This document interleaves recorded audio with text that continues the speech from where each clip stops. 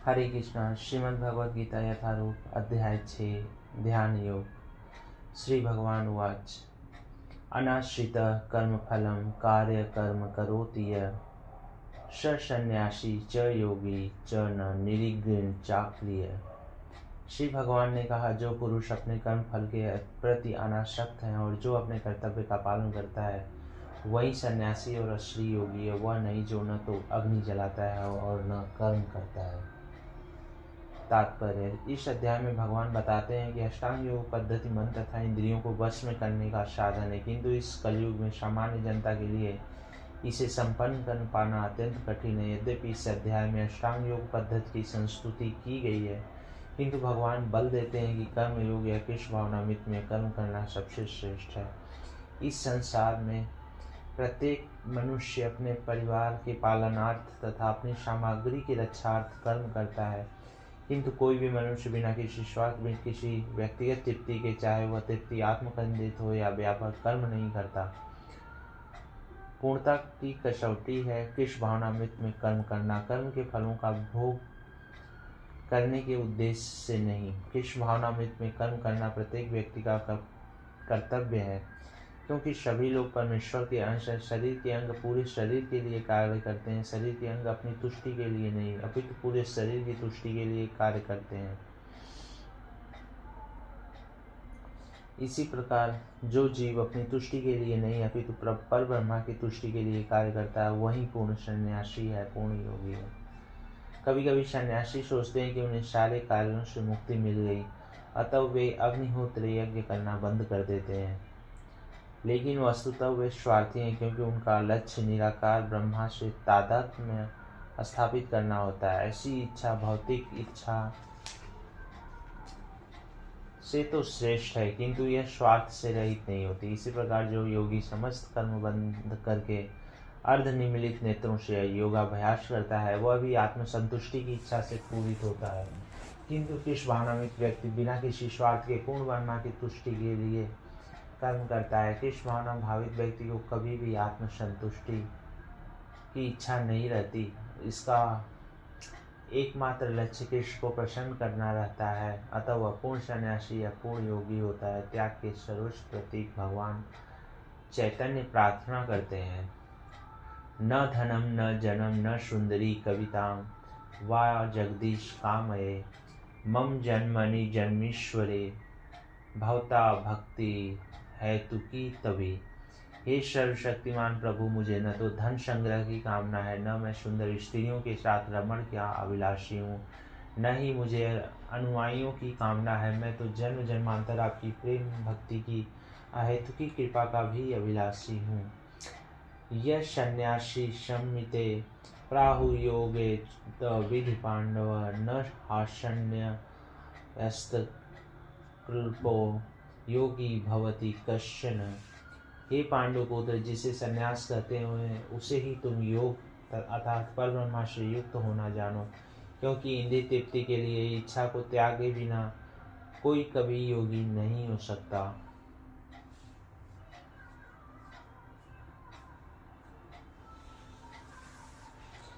तात्पर्य: वास्तविक संन्यास योग या भक्ति का अर्थ है कि जीवात्मा अपनी स्वाभाविक स्थिति को जाने और तदनुसार कर्म करे।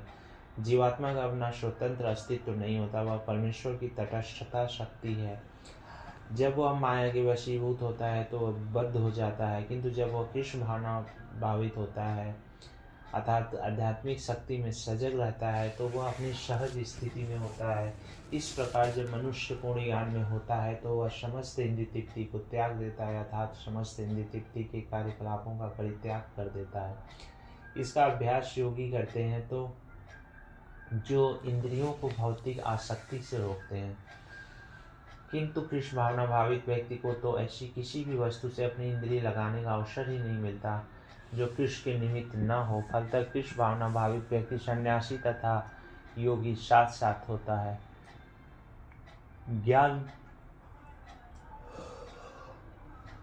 ज्ञान तथा इंद्रिय निग्रह योग के ये दोनों प्रायोजन कृष्ण भावना भावित द्वारा स्वतः पूरे हो जाते हैं। यदि मनुष्य स्वार्थ का त्याग नहीं कर पाता तो ज्ञान तथा योग व्यर्थ रहते हैं। जीवात्मा का मुख्य ध्येय तो समस्त प्रकार की आत्म तृप्ति को त्याग कर परमेश्वर की तुष्टि के लिए तैयार रहना है। इस भावना भावित व्यक्ति में किसी प्रकार की आत्म तृप्ति की इच्छा नहीं रहती, वह सदैव परमेश्वर की प्रसन्नता में लगा रहता है। अतः जिसे परमेश्वर के विषय में कुछ भी पता नहीं होता, वही स्वार्थ पूर्ति में लगा रहता है, क्योंकि कोई भी निष्क्रिय नहीं रह सकता। कृष्ण भावना भावित का अभ्यास करने से सारे कार्य सुचारू रूप से संपन्न हो जाते हैं। आरुरोचो मनुर्योगम कर्म कारण मुच्यते, योगारूढ़स्य तस्य शमः कारण मुच्यते। अष्टांग योग के 9 साधक के लिए कर्म साधन कहलाता है और योग सिद्ध पुरुष के लिए समस्त भौतिक कार्यकलापों का परित्याग ही साधन कहलाता है। तात्पर्य: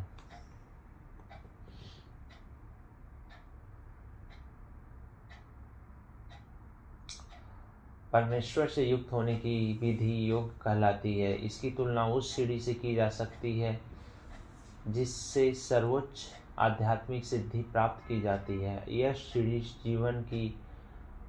जीव की अधम अवस्था से प्रारंभ होकर आध्यात्मिक जीवन के पूर्ण आत्म साक्षात्कार तक जाती है। विभिन्न चढ़ावों के अनुसार इस सीढ़ी के विभिन्न भाग भिन्न भिन्न नामों से जाने जाते हैं, किंतु कुल मिलाकर यह पूरी सीढ़ी योग कहलाती है और इसे 3 भागों में विभाजित किया जाता है: ज्ञान योग, ध्यान योग तथा भक्ति योग। सीढ़ी के प्रारंभिक भाग को योगारूढ़ अवस्था और अंतिम भाग को योगारूढ़ कहा जाता है।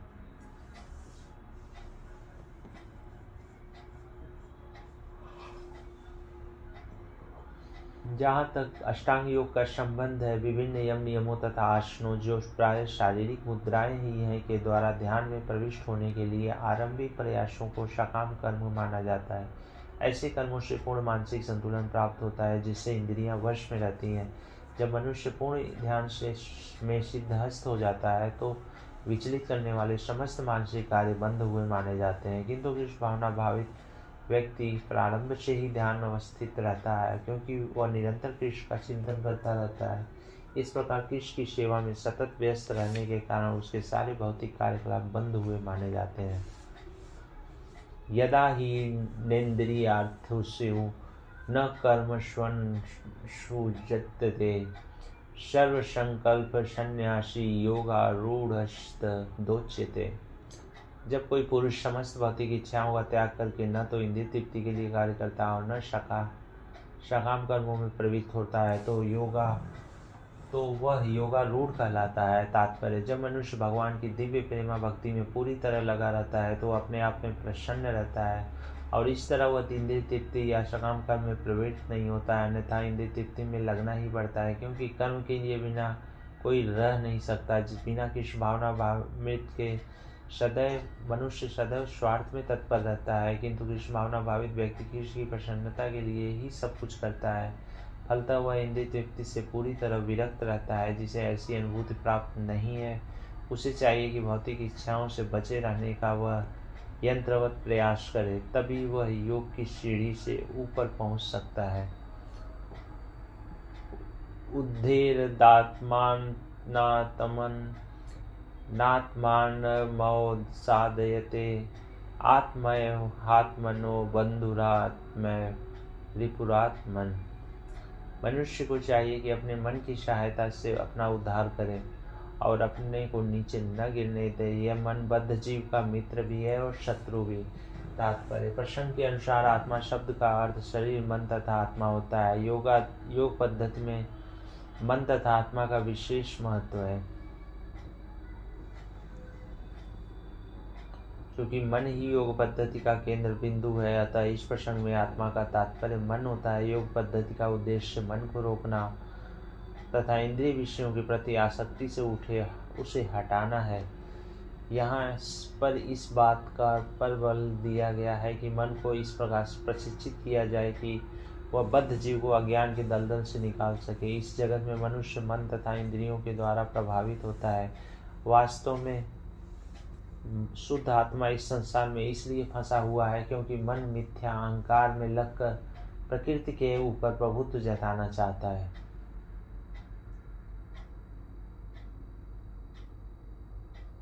अतः मन को इस प्रकार प्रशिक्षित करना चाहिए कि वह प्रकृति की तड़क भड़क से आकृष्ट न हो और इस तरह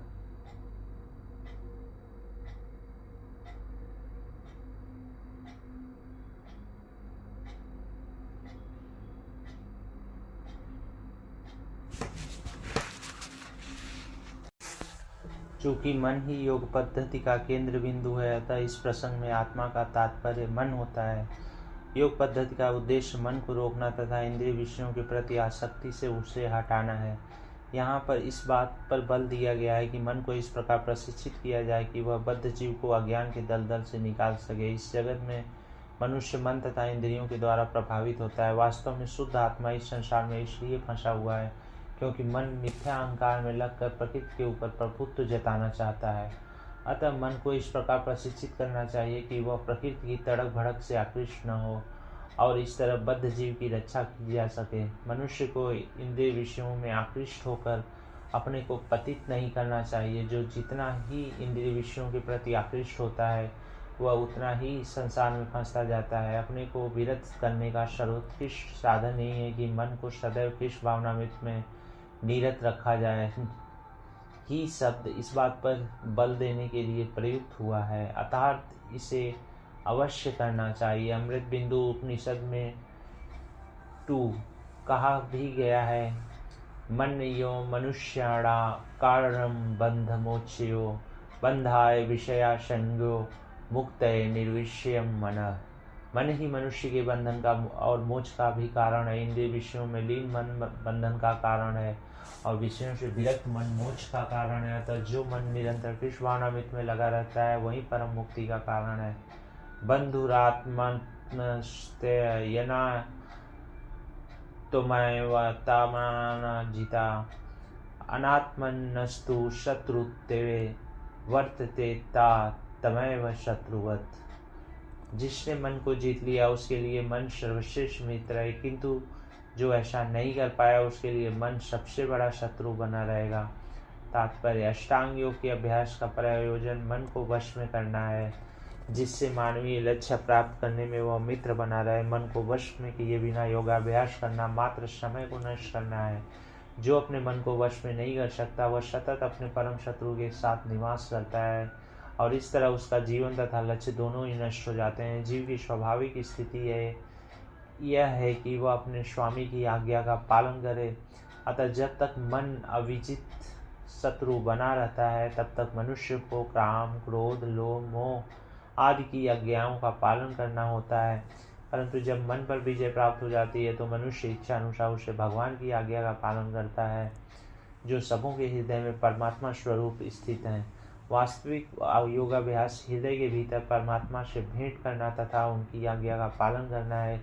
जो व्यक्ति साक्षात कृष्ण भावना में स्वीकार करता है वह भगवान की आज्ञा के प्रति स्वतः समर्पित हो जाता है।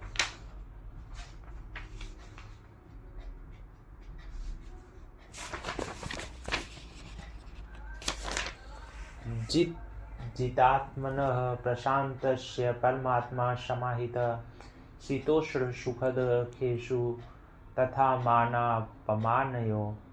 जिसने मन को जीत लिया उसने पहले ही परमात्मा को प्राप्त कर लिया, क्योंकि उसने शांति प्राप्त कर ली है। ऐसे पुरुष के लिए सुख दुख, सर्दी गर्मी एवं मान अपमान एक से हैं।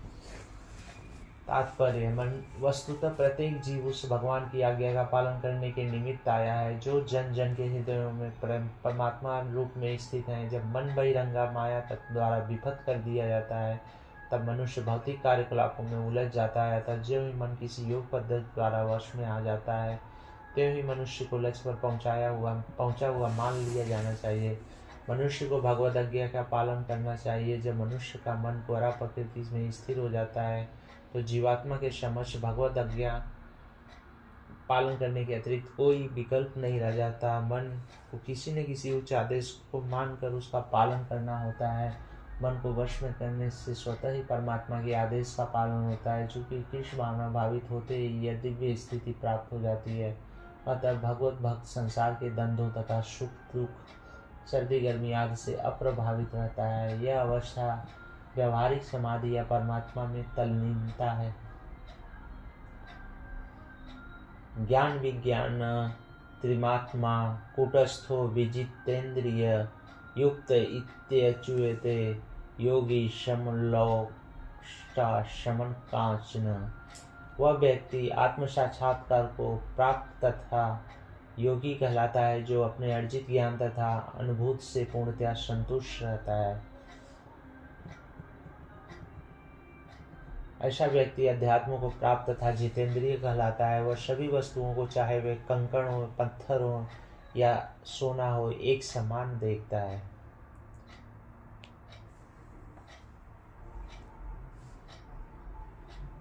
तात्पर्य: परम सत्य की अनुभूति के बिना कोरा ज्ञान व्यर्थ होता है। भक्ति रसामृत सिंधु में 1.2.234 में कहा गया है, अतः श्री कृष्णामादि न भवेद ग्राहामिंद्रिये सेवन्मुखो ही जिहादो स्वयमेव स्फूर्त्यद। कोई भी व्यक्ति अपनी दूषित इंद्रियों के द्वारा श्री कृष्ण के नाम, रूप, गुण तथा उनकी लीलाओं की दिव्य प्रकृति को नहीं समझ सकता। भगवान की दिव्य सेवा से पूरित होने पर ही कोई उनके दिव्य नाम, रूप, गुण तथा लीलाओं को समझ सकता है। यह भगवत गीता कृष्ण भावनामृत का विज्ञान है। मात्र संसारी विद्वता से कोई कृष्ण भावना भावित नहीं हो सकता। उसे भी शुद्ध चेतना वाले व्यक्ति का सानिध्य प्राप्त होने का सौभाग्य मिलना चाहिए। कृष्ण भावना भावित व्यक्ति को भगवत कृपा से ज्ञान की अनुभूति होती है, क्योंकि वह विशुद्ध भक्ति से तुष्ट रहता है। अनुभूत ज्ञान से वह पूर्ण बनता है। आध्यात्मिक ज्ञान से मनुष्य अपने संकल्पों से में दृढ़ रह सकता है, किंतु मात्र शैक्षिक ज्ञान से वह विरोधाभास द्वारा मोहित और भ्रमित होता रहता है। केवल अनुभवी आत्मा ही आत्मसंयमी होता है, क्योंकि वह कृष्ण की शरण में जा चुका होता है। वह दिव्य होता है, क्योंकि उसे संसारी विद्वता से कुछ लेना देना नहीं होता। अतः उसके लिए संसारी विद्वता तथा मनोधर्म, जो अन्यों के लिए स्वर्ण के समान उत्तम होते हैं, कंकड़ों या पत्थरों से अधिक नहीं होते। हरे कृष्णा।